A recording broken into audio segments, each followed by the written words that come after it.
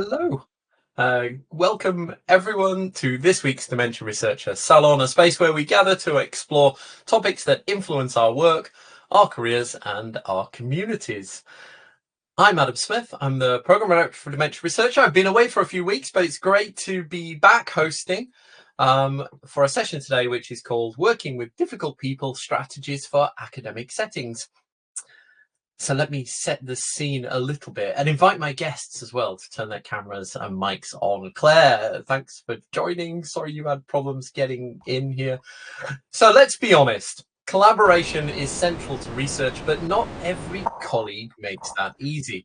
Whether it's poor communications, personality clashes, or people who just don't pull their weight, these dynamics can seriously impact our progress and also our well-being. To explore this topic, I'm joined by two brilliant researchers. We have Dr. Anna Mallach, who leads her own lab in the UK DRI, Imperial College London. Her work spans neuroscience, spatial transcriptomics, and dementia pathology, and she's well placed to reflect on the pressures of dynamics of research collaboration. Also joining me is the incredible Dr. Claire Price from Swansea University, who works is this right? I need to check this is right. So my notes say works in antifungal resistance. I do many different things, but yes, I do work in antifungal resistance as one point, but I also do a lot of science communication and different things, and that's where the dementia stuff comes in. And biotech innovation as well. Yeah. Claire is also an award-winning science communicator, founder of the Merthyr Science Festival, and also knows a thing or two about working with different personalities across teams, disciplines, and the public. So you've all been here before. I'm sure many of you have. For those that haven't, this is quite a simple format. Each of our speakers is going to each present for 10 minutes. They may or may not use slides, and they've been given very vague notes on what to talk about. So it's always interesting to hear how people interpret different topics. So we'll see if the questions I've worked out are relevant. Then, so they each talk for 10 minutes, and then we'll have a chance as well for you to put your questions to Claire and to Anna. We also encourage you to share your own experiences, your own top tips for this as well. And if you really like, you can join us on screen as well to share your tips, or you can just do that in the chat, and you're welcome to do that at any time throughout. But I feel like that's enough from me. And as Claire, I'll give Claire time to get settled and make Anna go first, because Anna was here in advance and has had time to check the Wi-Fi. Yeah, at least that's working. Good. It's always good when we, punish the people who show up on time. Well, Anna, over to you, and I'm very interested to hear what you've got to say on working with difficult people. I have to say, Adam, it was a fairly difficult brief. And I think the main problem is that we all know exactly what it's like with difficult people. What I find fascinating in science in particularly is that for all of the weird things about science that attract single-minded people, right? We do a lot of research. We're stuck effectively in small rooms by ourselves for a lot of the time. We're very focused on what we do. And ideally, some of us might prefer dealing with numbers rather than people. And yet we end up working with a lot of different people. You meet so many different researchers in your career, be it supervisors, collaborators, other students.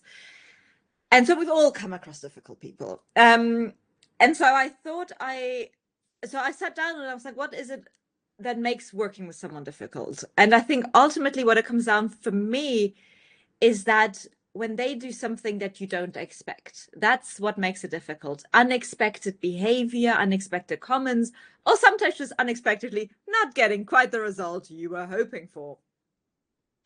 And also it's this mismatch of expectations to their own behavior. And there are many reasons why this mismatch could be happening. I've kind of decided to slightly organize this from maybe easiest to manage to hardest to manage. And I think the most common reason perhaps why someone else that we interact with, be it a supervisor, a student, or even a collaborator, is when we've never actually defined expectations. When we've all kind of just assumed they would know what they were doing, when we just assumed that after a meeting, they would know to take these 3 action points and then get back to you within a week. And if that's never discussed formally, officially, perhaps even in writing, then a week passes by and you're like, dude, you haven't done your work. How difficult this is, how annoying it is that I now have to go chase you. And so the thing that I think is very important with any working relationship is to take a moment of saying, these are the expectations we have of each other. This is, be it saying we take minutes in meetings, we come up with action plans, or even just a quick email afterwards. Hi, as discussed, I will do X, Y, Z. And so I think clear expectations and communicated expectations just take a lot of strain out of these initial moments of, oh, this is a bit of a difficult situation. This is a bit of a difficult person to work with.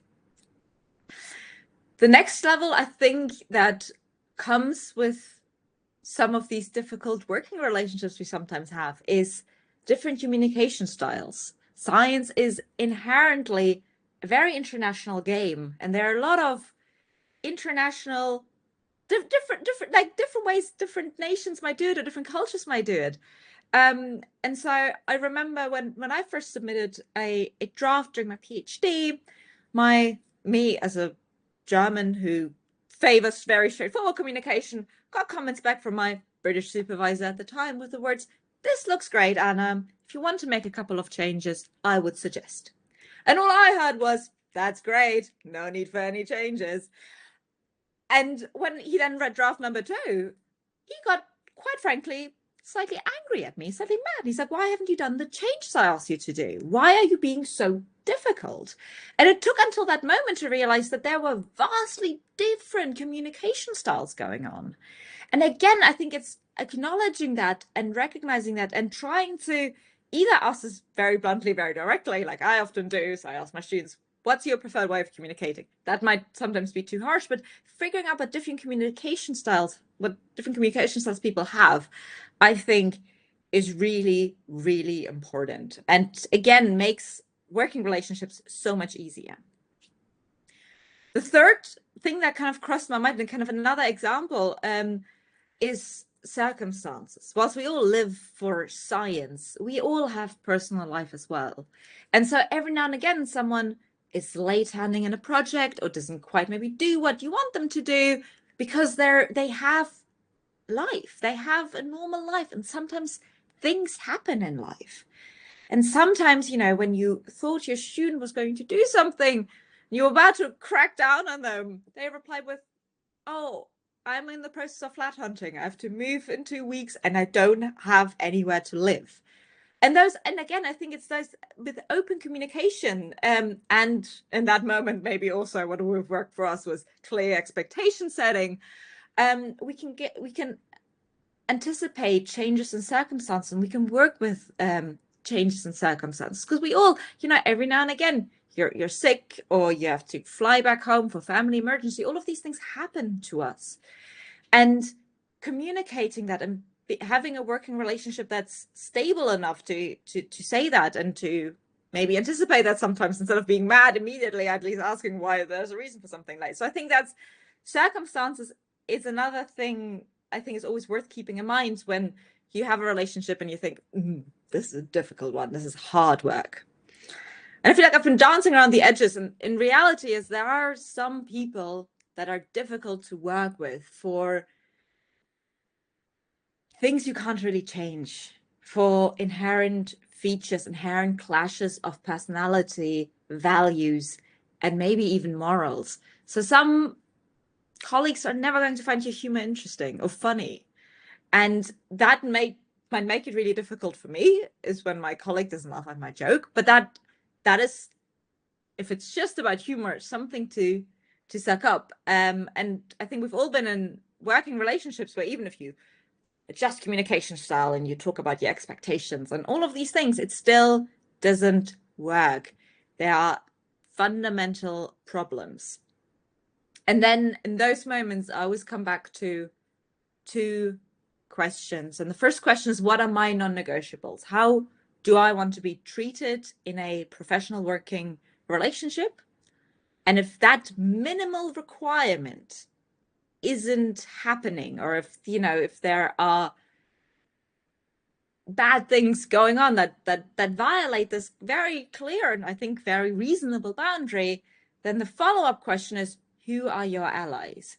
Who is someone who has insight into that working relationship, who might give advice, who's been seeing it from different angles, and to then start building, in a way, a network of similarly minded people, of allies who could either help you get out of the situation if you need it, who could act as negotiators, mediators, again, in moments where it's required, or have some other insight into making this better. And this is obviously, you never hope you get to this point. You always hope that with, you know, some quick things to keep in mind, you can make every relationship a well-working one. But that's unfortunately also never really, or that's not always the case. And so I think in these moments, like I said, I fall back onto this basics of like, this working relationship is a bad one, is a stressful one. What other good ones do I have instead? Can the good working relationship somehow take this strain, somehow make this all better? And by no means have I found the answer to any of this. It is a work in progress. And I think it's also depending on who you're currently working with. And sometimes you're lucky and it changes and you can leave bad relationships at work.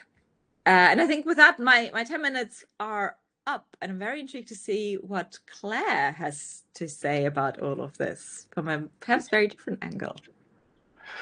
Thank you, Anna. I'm interested, just to raise the topic now. Have you come across at your institution any kind of mediation training or official kind of training on how to manage relationships? Because I think institutional culture can contribute to this as well, doesn't it? So I think universities are slowly catching up on it and are providing more and more leadership training and communication training. Mediation, now that you mention it, I don't think it was something that's provided as such, but we have mediators in our department. So if for example, something with a student breaks down massively, we have mediators we can pull in and who will hopefully help in that situation. So I think at least it's slowly improving. And 10 years ago, a university would know how to spell mediator, whereas now we at least have some. So I think we're moving into the right direction. Give it another decade. And this is a topic that rarely seems to get talked about. I mean, you can browse online and find hundreds of webinars on writing grants or applying for jobs or, help with doing your Viva. But this feels like one of those awkward topics that I don't know if it's deliberately avoided or if it's just one that people didn't think of talking about. But anyway, Claire, let's. Are you using slides today? We didn't get a chance to check this in advance. Or no, I'm not. It's all right. No, perfect. In that case, over to you. Thank you. I would just like to clarify, I was online, just that I was at the wrong link. But also, I wish I had been first because I don't know how I'm going to follow Anna. I'm very lucky. I get to work with a whole multitude of people in the things that I do, particularly with my public engagement and making objects for people. But there is one thing about me that I always make quite plain and obvious. I am neurodivergent. I have ADHD, and as of about 1 hour ago, looking at the clock, they decided that I was probably autistic with a sprinkling of ADHD. But this has always been something that's coloured how I talk and how I communicate with people. And it's also something that I've always really worried about, because I thrive off deadlines.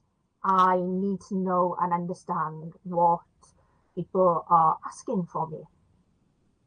And I always feel like that can be quite combative. So one of the first things that I always do is that if I know that I'm going to be working with somebody, I will explain, this is how I work. I am not trying to pick up on anything you were doing wrong. I am not saying your way is wrong at all. This is just how I work and how I need to work going forward. But because I've sort of thought about this sort of openness in what I discuss and how I communicate, there's part of me that expects everybody to be the same, and it isn't. And so when I was putting this together, I was trying to think of some of the scenarios I've been in recently where basically I could have killed the other person at the other end. But the one thing or one story that really pops to mind is that I have a colleague. You cannot email them, essentially. You email them, you might get a reply. I actually got a reply to an email about 2 weeks ago that I'd sent in October, and I'd never been so confused in my life because it'd all been done and dusted and whatever. And so you can't communicate that way. We're not always in the office building at the same time, or we might just not see each other to actually talk and communicate. And it's a massive frustration, particularly when the fact that they're not answering or emails or whatever, then you get embroiled into their mess because you have to sort it out.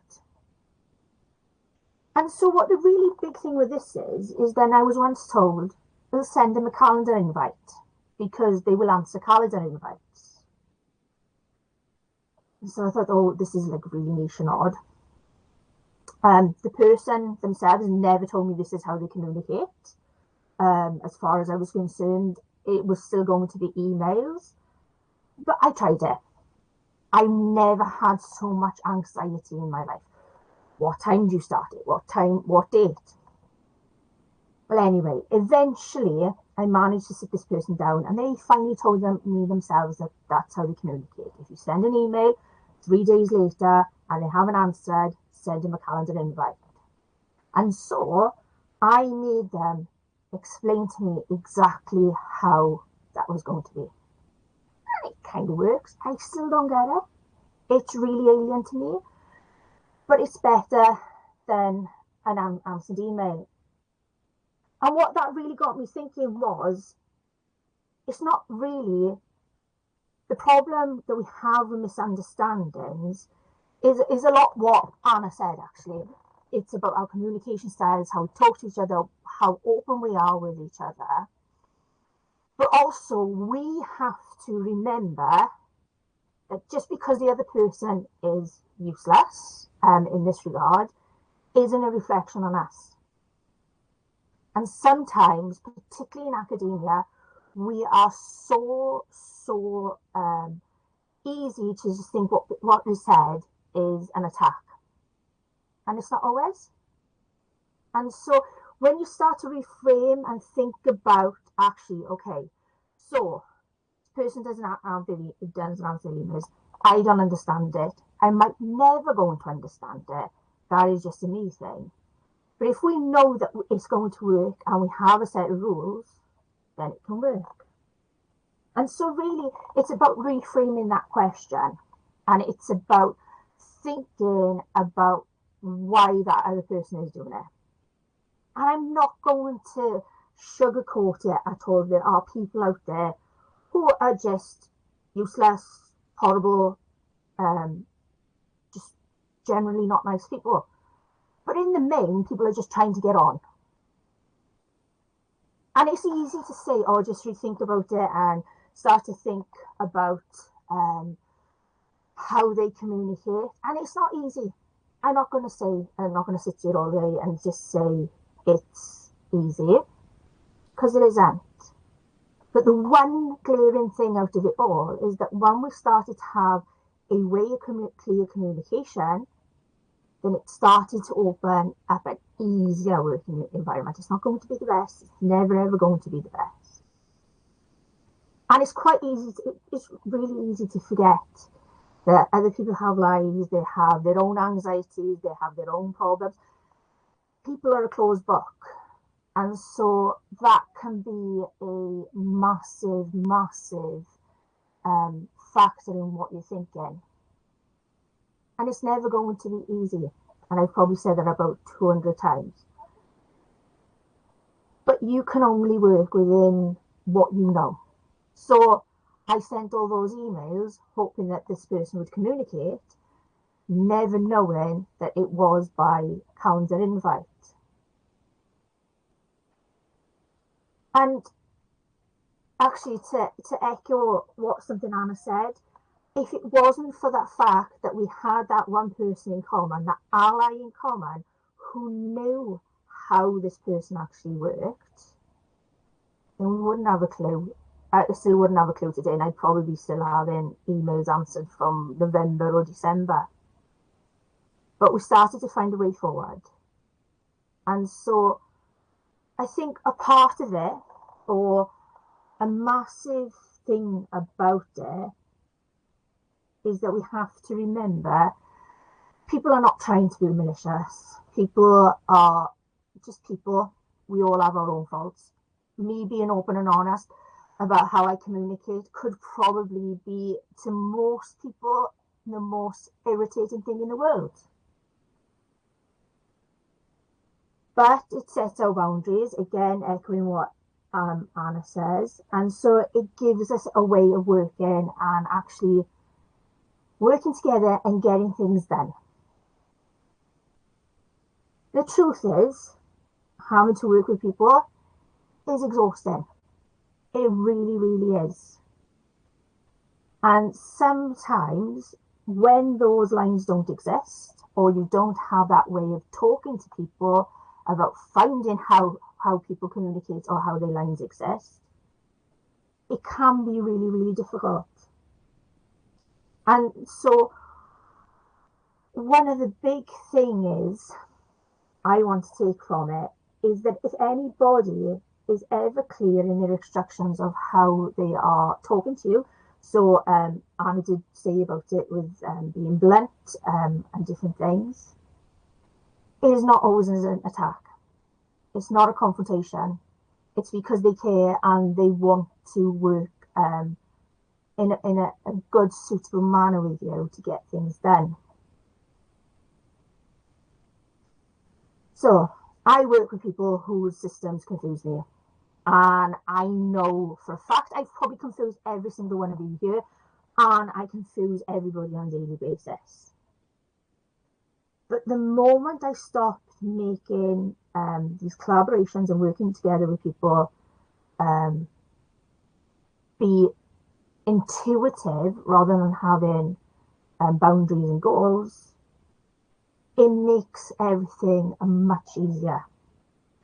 And so when you're working with somebody and they're not, and you haven't got those rules in place, look for patterns, clarify any signal, and reduce the noise where you can.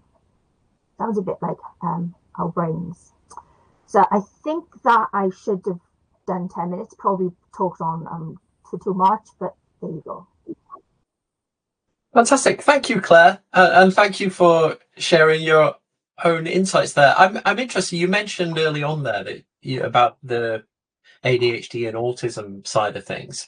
Do you think people who know that either been diagnosed or in the past, maybe getting a diagnosis is tricky these days, isn't it? But do you think that that you're more aware of your own personality and how you interact with other people when you know you have those traits, and how that might impact relationships more so than somebody who is, say, less conscious of their own personality?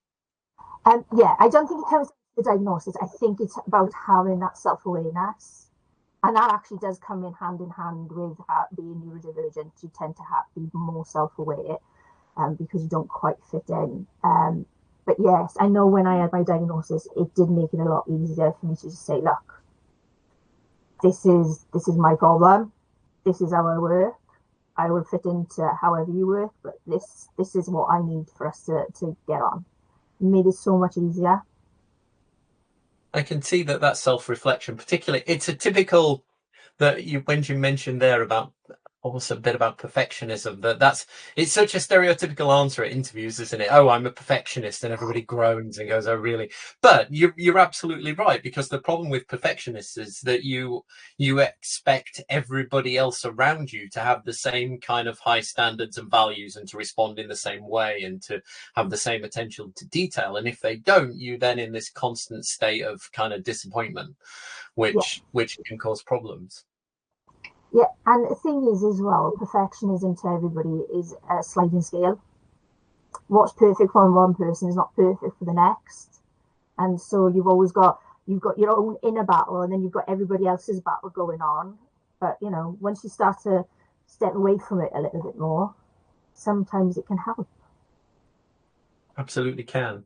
Do you think, this is a question for both of you, do you manage things differently in person to online? I mean, we've all become very online these days, haven't we? Are you some people, I could imagine, are better at doing things online than they are in person, because you can type your email, think about it a lot more, and reflect on how you respond to something, rather than in person, where it's a little bit more reactionary. Do you think you're better at dealing with that online or in person? Go on, Anna.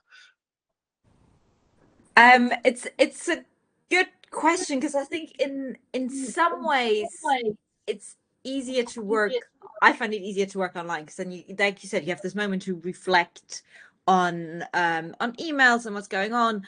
But I actually found working with people, it's much easier to do it in person. And I had this realization when I had a PhD student who was working from Belgium, and suddenly this everyday interaction of like, how's it going? What are you up to? You know, how's life? All of that fell apart. And that was the student I was referring to very briefly, who halfway through like a meltdown was like, I can't do any work. Like, I'm about to become homeless. I need to find, and like all of that, like her struggles to find accommodation, had completely passed me by, because she was, you know, just this person on the other side of an email who would do stuff for me at the time, at least. And so I think with that, I've become very conscious, like with managing people remotely now, to still do this check-in of this, you know, 5-minute chat you would have when you come into the office. So I think there I realized, in a way that went spectacularly wrong, that those little interactions are really helpful for me to kind of tune into where people are and their moods, and like, are they capable of doing 100% work, or is their 100% today looking more like a 30%? And that's fine, and everyone has bad days, and like I said, life. But it's good to know these things. I always found beforehand, because as Claire said, no one wants to be awkward, no one wants to be a difficult person to interact with, but sometimes we have days, and I think that's easier to find out in person. And you have to make more, I think, online you have to make more of a concerted effort, don't you? Like you say, you have to be conscious of these things, because we don't just send emails for no reason, you know, just hey, how's your day going? You know, what's the weather like where you are? Those aren't conversations you tend to have over email. You only happen in person. So do you think some of the problems we have, Claire, with relationships, particularly, I guess, more with collaborators these days, or with remote working, has this new way of working contributed, and we need to learn to work a little bit differently online to in person? Yes, I agree with Anna with it, like when you're missing that human touch, and actually with like the internet and different things, having Zooms, and you still lose that sort of personal touch. But I think what it does bring up is different different sort of ways in which we do communicate, and how we need to be clear on our communication. Because actually, for me, if I think I've written an email and I've said exactly what I want, what I need, etc., but then the person doesn't respond or hasn't picked up on anything, it's like, okay, I think I've told you, but you obviously haven't read it in the same way that I meant it. And so you've got these new communication battles. Whereas if you can actually discuss it in person, you can still forget it. But if you write it down, you can start correcting people in real time. Whereas you don't have that real time interaction when you're on the internet. And I don't know about you, but I mean, I've had collaborators on papers and things who've been very slow to respond. You know, it doesn't matter how many times you set a deadline or, um, and I don't like being chasing people over email, or I'm much happier getting people in a room and then making a bit of a joke out of it and saying, hey, come on, what's going on? What are you doing? You know, are you just in the pub all the time? You know, have you got other projects going on? I'm more comfortable actually raising things in person. I know not everybody will have the same view. They don't like conflict. But I think if you're doing it in person, it's a little bit harder as well for people to kind of run away from the issue or ignore your email or completely respond to something else that you've asked. If you're in person, you can kind of to some extent put people on the spot. I don't know if you do the same, Anna. Well, yes, I think what I like doing in person is asking favors, because it's much harder for someone to say no then.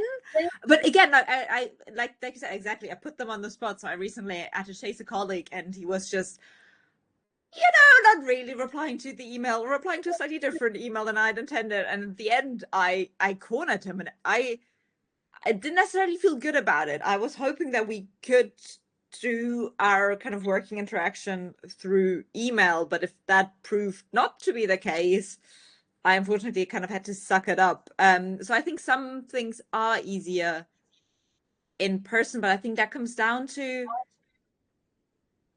again, different cultural expectation when it comes to communication. So I am hopeful that we can work with people via email. You know, if you put, I think maybe it's just a tiny bit more effort to do this kind of communication online, and maybe just using different channels, not just having the email, but like what I've really, as much as I hate to say it, Slack has really become a good way for these like small in-person, like, you know, water cooler interactions, you nearly call them, you know, this like trip to the coffee machine.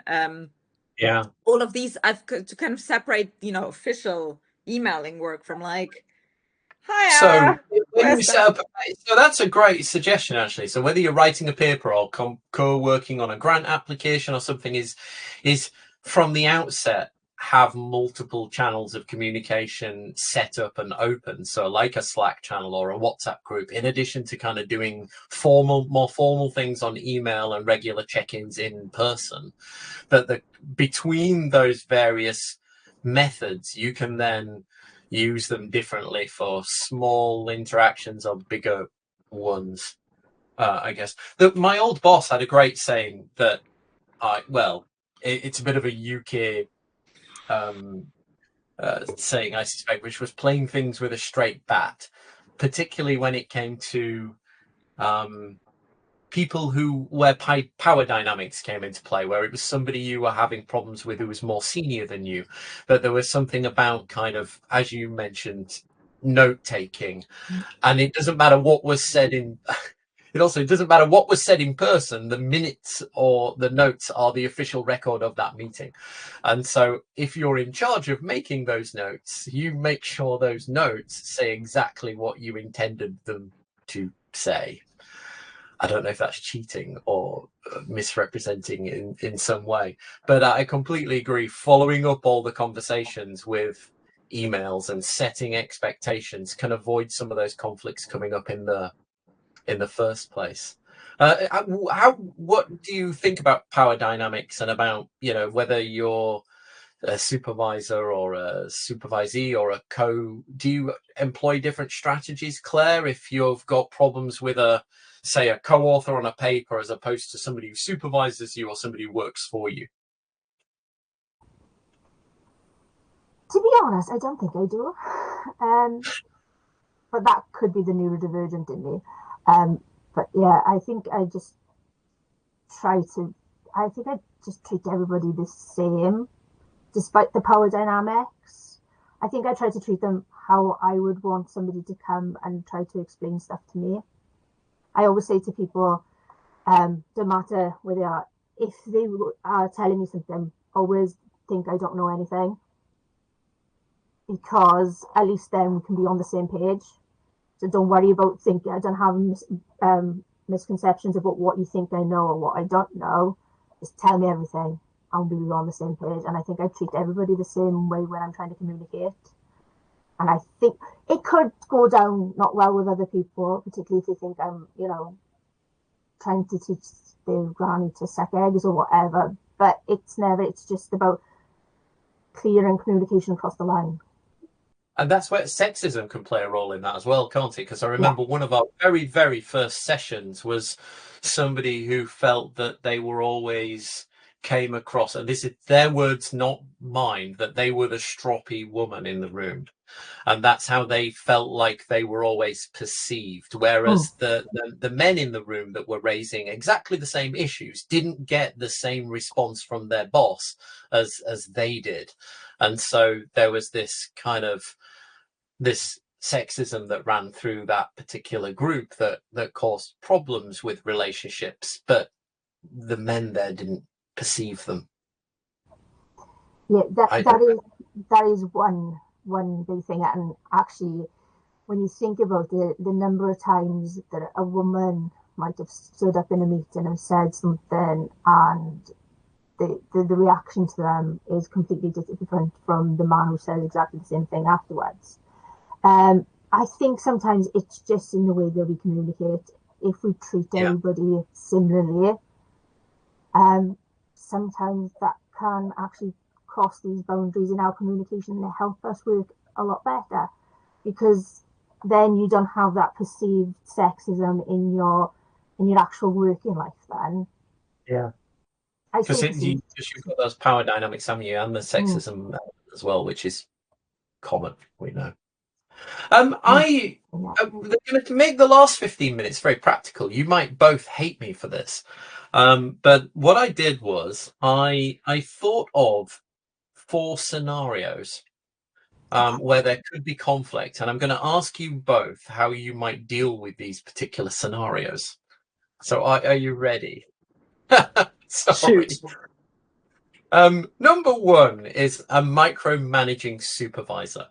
So you're a postdoc trying to build independence, but your PI insists on approving every small decision. They rewrite drafts without discussion. They regularly question your judgment in front of other people. How do you maintain professionalism, protect confidence, and start shifting that dynamic without kind of damaging your own position, do you think? This is not in any way at all to suggest that either of you are being in this situation. I'm not expecting you to say that you have. Just how might you deal with that micromanaging boss? Anna, you go first. I think my strategy would be to outperform expectations, to do what they wanted me to do, and yet always effectively did as told, because that's unfortunately needed, and then always added a cherry on top, like, yes, I've done ABC, but look at D, E, and F, and that means X, Y, Z. So I think with that, it's really difficult to break out of that, and often micromanaging is lack of trust. It's kind of their problem, not yours, isn't it? But you're right. I like that solution. Overperform, but then will that help? Will that mean that their expectations are raised as well? Well, so and again, it depends massively on the situation, but my hope would be with building trust. Look, I can do these things without. I like to believe the best in people. No one wants to be a micromanager. You become a micromanager because you feel like you have to. So my hope would be by consistently showing up and saying, look, I can do these things without the micromanaging, that you would get more freedom. I've not been in such a position though, so I'm speculating. No, I can see that being a good solution. So overperform to help rapidly build trust. Claire, do you have a different approach to that one? You've had some thinking time. I have, thankfully. I'm glad you went on first on this one. I think for me, I would, because I have a defiant streak, I would do what I want, but then I'd make it out that it was their idea. Cunning. I like that. I like that. Should we move on to scenario number 2, which is the unreliable collaborator? Mm-hmm. So you're leading a project with a colleague from another institution. They consistently miss deadlines, don't respond to emails, and submit poor quality work. But you're relying upon their data for a grant submission. What's the best way to address the issue and protect the project without escalating conflict or burning a bridge? Claire's you've got your head in your hand. I'm going to go to Anna first. I'm not sure it's in those moments I wonder whether I'm too blunt for life. My theory, my question would be, can you go around that person? If it is a PI, could you establish contact with a postdoc who is generating the data? If it is a postdoc, is there only this one person? Hopefully maybe it's a team. Maybe you get a different in with the team. I think it's probably not the best solution because depending on how it's perceived, it's not.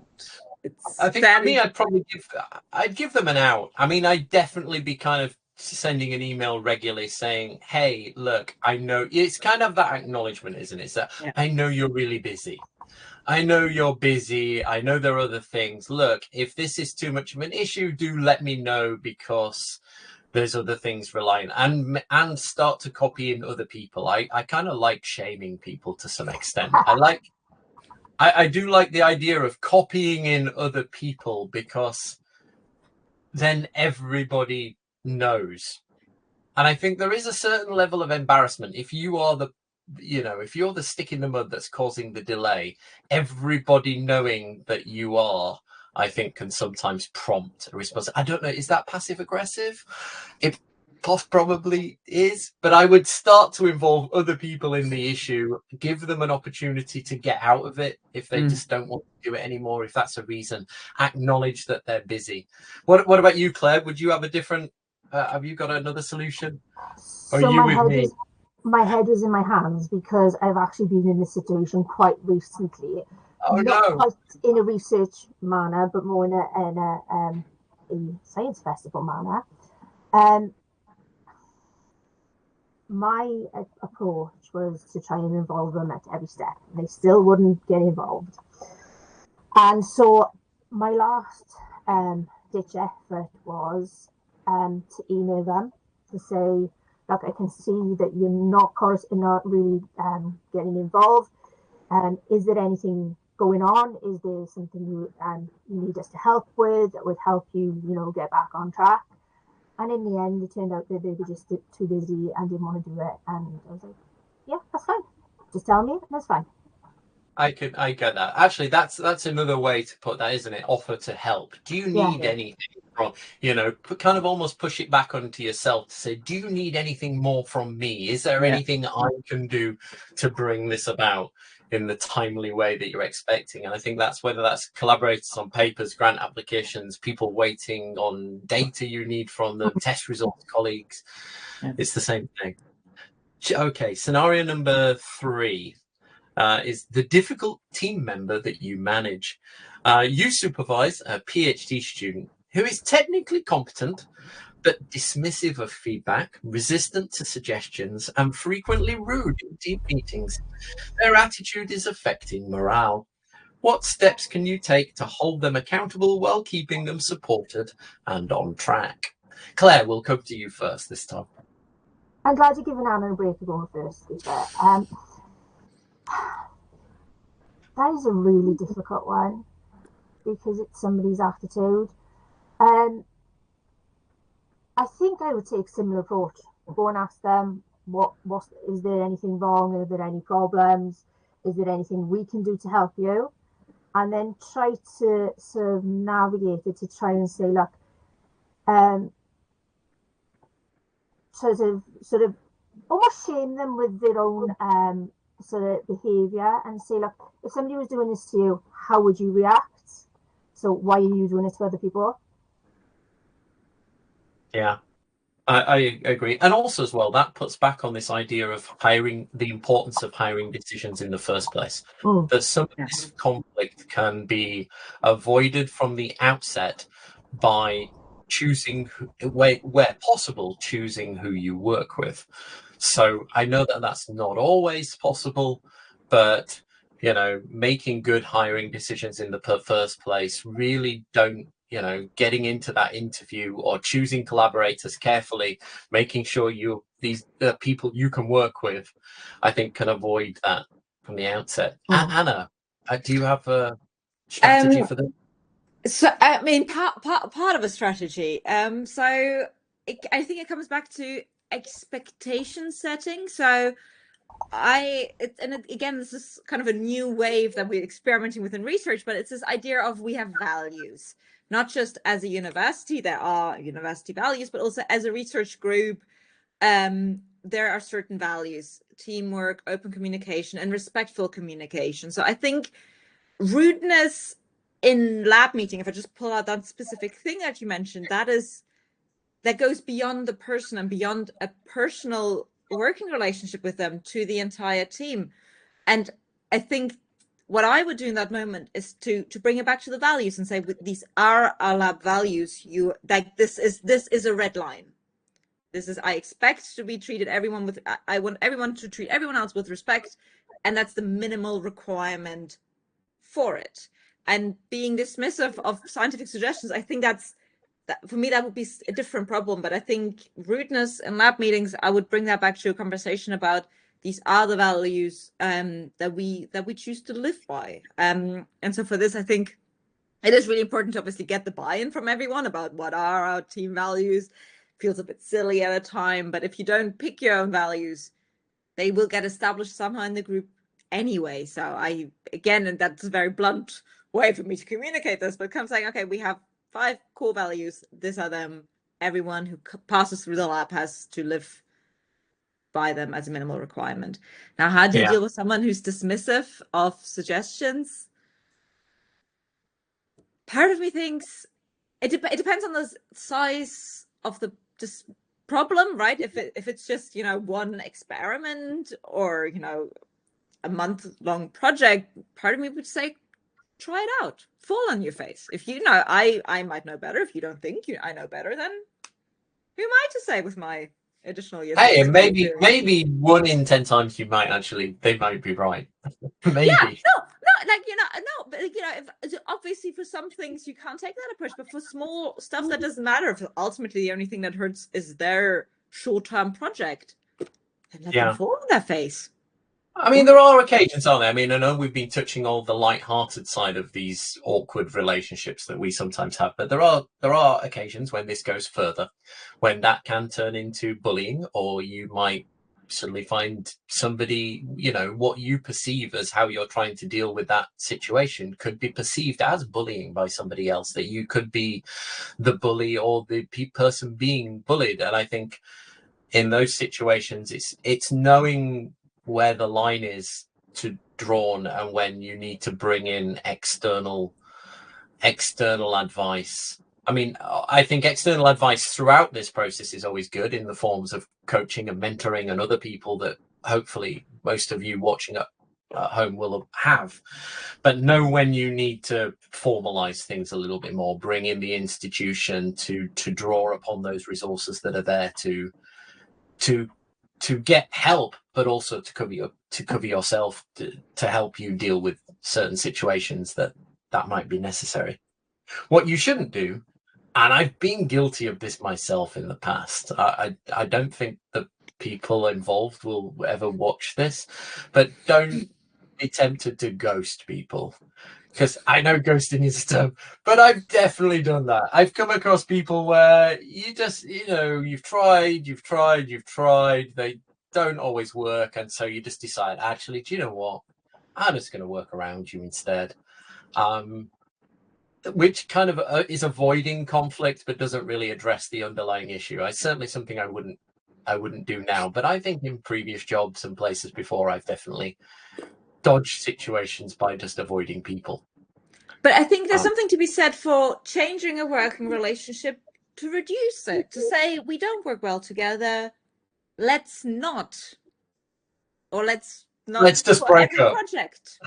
Do you have to do that in a public place when you do that? Do you go to a bar and tell them? Like, Kath, do you take them out for dinner? I'm sorry, I make a joke. I think that's part of being human. If Anna ever invites you out to dinner, you know you're about to get dumped. You're gonna get dumped. Collaboration dumping. But I joke, but you're absolutely right. There are just some situations where you just decide to part ways and work differently because you just can't work in the same way. My final scenario, I don't know how easily you're going to be able to deal with this one, but of course, because I don't know, you're both kind of more on the fundamental science side, but Claire, I suspect with your work on science communications can. So the challenge, somebody raised a question on LinkedIn around patient and public involvement, and I hadn't had that in my mind when I set the tone for this session, but it's an important point. So that is the challenging PPI contributor. So you've brought a PPI contributor onto a project who's enthusiastic, very knowledgeable, but often dominates discussion. They veer off topic. They resist evidence that contradicts their personal experience. So how can you respectfully manage their input so it remains meaningful without alienating them or disrupting the group? I'm going to go to Claire first because Anna, you know, you just say cells don't give their views in quite the same way, do they? Brains rarely talk back. I was going to say cells just died on me when they were had enough. I think so. Not quite with PPI, but I have working in the community for different things. One of the biggest challenges is trying to actually get them to use that, as you say, get that enthusiasm in the right place and to be on board with what you are trying to do and the bigger picture that they are a part of. I think firstly, one big thing is that sometimes they can be, do you know, we talked about that dynamic, that it can be almost a power struggle with some people. And so you need to talk to people on their terms to listen to them. And then hopefully you can start to discuss and say, well, this is the way we go in and try to do it that way. It doesn't always work from past experience. That doesn't always work. Sometimes it does, depending on who you are talking to. But really, it's just, I think sometimes it's about making people feel included. And sometimes they go to these extremes because they're out of their depth and they don't quite know how to fit in, or they see, or people think because they might have a doctor in front of them, or they're a PhD student, or they have degrees, that they have this wealth of knowledge, intelligence, and sometimes that is not really the case considering some of the people I work with. You know, so it's about the sort of addressing that power dynamic in the first instance. Where you go from there. Absolutely. I would very much welcome if any of our audience members who are live now or watching the recording, if you've had this happen to you, or I'd be really interested in your views as well. I know some of our community members are also PPI contributors as people with lived experience. I'd welcome your views on that particular challenge. I think is there something to be said there about carefully setting the agenda and the program from the outset? So particularly if it's a meeting that I mean, I'm not talking about some therapy session where you have a talking stick that has to get passed along and you get your 5 minutes of time. But I think being set from the outset, those kind of expectations, the standards, how you expect everybody to be respectful of other views, even if they don't reflect your own experiences, making sure that's all written out and reminded at the start of every meeting. So every PPI kind of session saying, right, let's just acknowledge everybody has different experiences, you know, and then you don't feel so awkward as well if you do have to raise that, but give people time to speak too. But I very much welcome views from PPI experts on how they address that.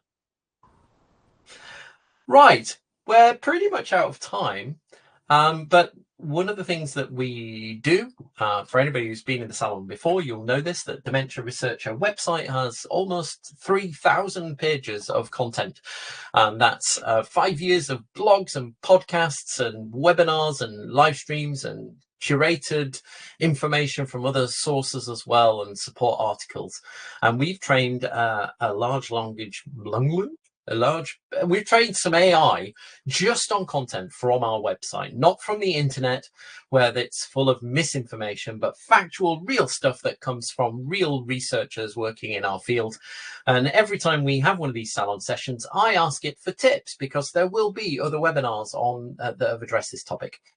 And so 10 top takeaways from the Dementia Researcher AI on the issue of managing this. This is what it gave us for 10 top takeaways. Number 1, acknowledge tension early. Avoid letting problems fester. I think everybody would agree with that. Number 2, clarify expectations. Unclear roles often lead to conflict. I think you both said that too. Number 3, document key decisions. This protects everyone involved. You both said that too. Well done. Tick, tick, tick. You're 4 out of 4 so far. Number 4, sorry, 3 out of 3, 4 out of 4, focus on behavior, not personality. Stay constructive. I don't think we really talked about that too much, did we? Number 5, use neutral language, avoid emotionally charged words. Number 6, escalate with care. Seek mediation early, but only after trying direct communication. Number 7 was protect your own boundaries, especially around time and workload. If that's, you're the problem as perceived by somebody else. Number 8 rather, seek allies. Mentors and peers can offer valuable perspectives to help, and I think we definitely said that. Number 9, stay solution focused. Don't let frustration cloud your goals. And number 10, reflect and learn. Every situation teaches you something about yourself, importantly, and I think we all agree with that one too. I'm afraid that is all we've got time for today. Thank you very much, Dr. Anna Mallach, for joining us back. I think this is your third time in the salon now. Claire, I think, is this your first? This is your first? So your first time joining us. We'll be back. Well, I won't be. I'm away for the next 2 weeks. So we've got 2 brilliant guest hosts, because I'm going to be at the AEIC, where we'll be recording podcasts in Toronto to share the highlights from that conference. So if you can't be there, do tune into our podcast. But we'll be back next week to talk about population level dementia risk reduction with some speakers there. That's at 8 p.m. next Wednesday, the 23rd of July. And then the week after, we've got practicalities of overseas lab visits. So if you want to go and work in a lab in the US or somewhere in Europe or Australia or somewhere else in the world, or if you're in the US and you'd like to come to the UK for a lab experience, what practically goes into that? How do you make those happen, and what are the logistics you need to think about? And that's at 12 noon on the 30th of July. And then I'll be back in early August. Thank you very much, incredible Dr. Claire Price and Anna Mallach. You've been amazing, and thank you very much, all of you, for joining us in the salon.